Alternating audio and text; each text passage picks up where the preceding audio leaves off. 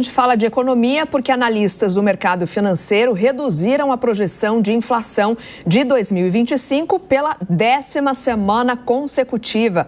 Nosso analista de economia, Alan Gani, já está conosco aqui no estúdio para ajudar a gente a entender um pouco desses dados, que foram divulgados hoje, projeções que fazem parte do Boletim Focus de toda segunda-feira. Bom dia, Gani. Exatamente, Soraya. Bom dia a você, bom dia, Nonato, bom dia a toda a nossa audiência. Foi uma boa notícia no campo inflacionário porque representa a 10ª queda na projeção de inflação, de acordo com o relatório Focus, passando de 5,09% para 5,07%. E aí muita gente pergunta, mas é apenas uma projeção, não significa que será inflação. Acontece que o Banco Central monitora não só a inflação corrente, mas também as expectativas de inflação para tomar a sua decisão na taxa de juros. É verdade ainda que 5,07% se encontra acima do teto da meta, que é de 4,5%. Mas, de alguma maneira, o Banco Central tem conseguido, a duras penas, conter o avanço da inflação, com a política de juros na taxa Selic na casa aí de 15%. Agora, é claro que apenas o trabalho do Banco Central não é suficiente. O governo federal também deve ter uma política de redução de gastos públicos, porque isso acelera essa redução, esse arrefecimento do processo inflacionário. Agora, Gani, esse momento que a gente está passando aí de novas tarifas, do Donald Trump tarifando vários países, entre eles o Brasil, é claro, ainda com alguma negociação. Isso tem alguma influência aí nas principais instituições financeiras? Há alguma leitura deles nesse sentido ou não? Tem, e eu acredito que o mercado está bastante cauteloso, Nonato, em colocar isso nas projeções, tá? Esperando uma definição maior do que vai acontecer em relação a todas essas tarifas, qual vai ser a reação do Brasil, porque até agora a gente não viu, pelo menos no relatório Focus, isso ser incorporado de uma maneira mais robusta. Muito pelo contrário, o dólar ali praticamente estável na casa de 5,60, crescimento econômico também estacionado em 2,23%, Selic a 15% e essa redução tímida da inflação. Portanto, eu vejo que isso sim, de fato, tem influência nas projeções, mas os analistas estão aguardando uma definição maior do tarifaço para daí incorporar nas expectativas de mercado e na projeção do relatório Focus. Tarifaço que já começa a valer quarta-feira agora, Quarta-feira, exatamente. Dia D, Dia D. Obrigada, Gani. Daqui a pouquinho você volta. Voltamos a falar aqui de economia, porque a expectativa de queda de juros pode impulsionar a Bolsa de Valores. Alan Gani está de volta para esclarecer esse assunto para a gente. É uma expectativa aí dos economistas do JP Morgan, Gani? Exatamente, Nonato. O JP Morgan segue otimista em relação ao Brasil, apesar de toda essa turbulência e volatilidade de curto prazo, principalmente por conta do tarifaço. Mas, de acordo com o Banco de Investimento, o Brasil segue com uma perspectiva positiva por conta de uma acomodação do tarifaço. O banco acredita que, de alguma maneira, isso será resolvido. Tem eleições em 2026, o banco não fala explicitamente, mas pode ter alguma troca de governo e aí reformas mais liberais, mais pró-mercado.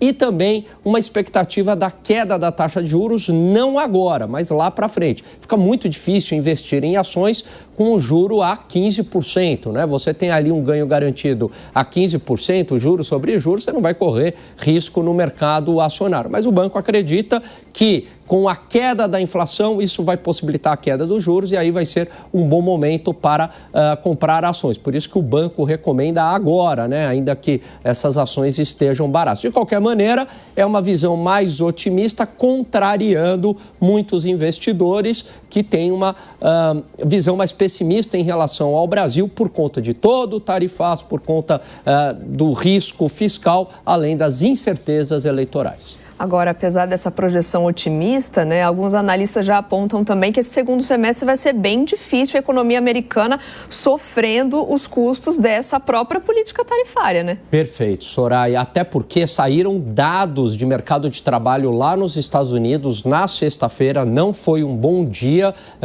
as bolsas caíram fortemente, por conta de entenderem que já existe aí uma perspectiva de uma forte desaceleração da economia americana, e isso foi mostrado pelos dados do payroll, né, do mercado de trabalho aí, com vagas de empregos criadas abaixo do mercado. Além do que, também tem toda uma incerteza das tarifas chegando lá na ponta para o consumidor, que essa é a grande questão. Como o Trump anunciou tarifa, voltou atrás, deu isenções, para outros países permaneceu a tarifa, para outros não, enfim, ficou uma bagunça difícil de entender. Então, como é que isso vai chegar de fato? A gente ainda não tem esses dados, mas há uma perspectiva por parte dos analistas que esse terceiro trimestre e o quarto trimestre vão ser primordiais para a gente ter uma maior clareza, um maior entendimento de como que vai se dar o processo inflacionário por conta das tarifas lá nos Estados Unidos. Será que chega lá na ponta ou não chega? Se concretizar isso, é um cenário ruim, porque significa desaceleração da economia americana com inflação, ruim inclusive para o Brasil. Gani, então, só para... Desculpe, perdão. Pode ir, vai lá. Eu estou aqui numa dúvida. Não, se de repente essa fragilidade da economia americana pode ser boa para o Brasil, para que ele consiga negociar... É uma questão mais complicada, né? Porque, apesar de, sim, há uma lógica no que você está falando, Soraya, porque haveria aí um enfraquecimento dos Estados Unidos, então isso abre uma oportunidade, né, em relação às tarifas, mas o ponto é que, apesar de uma desaceleração da economia americana, de um processo inflacionário, o Brasil tem uma posição de desvantagem nessa negociação, porque a gente acaba sendo mais dependente dos Estados Unidos do que os Estados Unidos da gente. Mas certamente alguma negociação possa ocorrer, né, com esse cenário não tão benigno para a economia norte-americana. Não só para o Brasil, mas talvez Donald Trump reveja muitas das políticas tarifárias caso concretize um cenário mais inflacionário nos Estados Unidos. Por quê? Porque o consumidor dos Estados Unidos, evidentemente, que não vai gostar, e isso tem efeitos políticos. A minha é quanto à lei Magnitsky, se vai ou não impactar os bancos por aqui, né? Porque fala-se muito.